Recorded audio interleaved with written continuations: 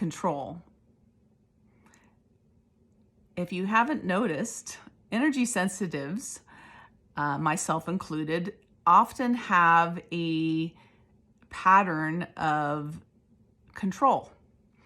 And this is because we have found ourselves not feeling in control when we enter a situation and we're sensing the energy of others. We don't have energetic boundaries yet, and that sense of other people's energy creates a sense that we're not safe or it's uncomfortable in our experience.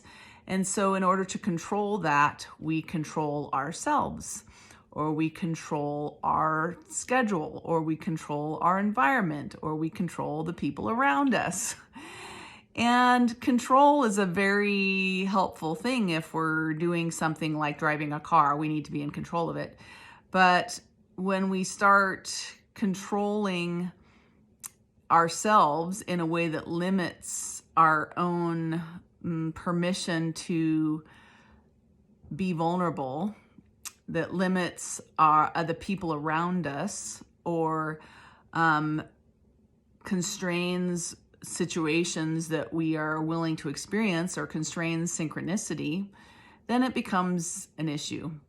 So I've had a long journey with control. Control is definitely something that I've spent a lot of years learning about, from being a child and feeling like I needed to control my experience on a simple level. Both of my parents are really messy, and that messiness around growing up in that like chaos in my house around stuff just piled everywhere, created an experience in me of needing to keep things really orderly to feel more at peace, because that lack of control was uncomfortable.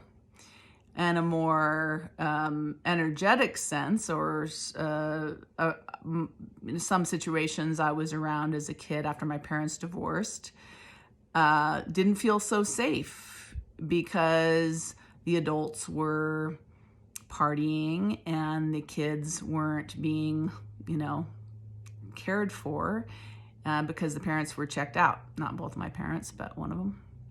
And that in itself created a different type of a need for me to feel in control, feel safe, because the energy I felt around me didn't feel safe, and also led to me not wanting to feel a sense of that vulnerability that happens when you're not in control of a situation. So lots of lessons learned. I love that book, Compelled to Control. I read it in my 20s when I was married, and it taught me a lot, and I continue to learn lessons around control. I just thought I'd talk about it because often we don't in our society, and don't acknowledge that when we're energy sensitives, there is this tendency towards needing control to feel okay.